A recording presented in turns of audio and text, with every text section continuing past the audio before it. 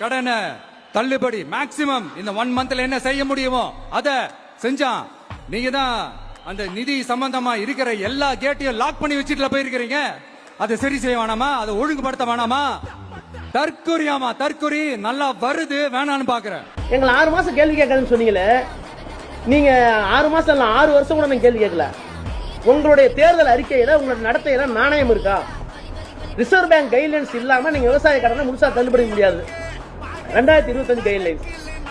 நீங்க 2026ல தான் தேர்தல் அறிக்கை தயாரிக்கிறீங்க.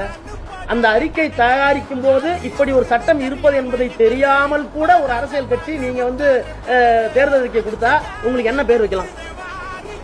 ரொம்ப கல்வியாளர்கள் பேர் வச்சிடலாமா? மெத்த படித்தவர்கள் பேர் வச்சிடலாமா? பேர் அறிவாளர்கள் பேர் வச்சிடலாமா? ஞானிகள் பேர் வச்சிடலாமா?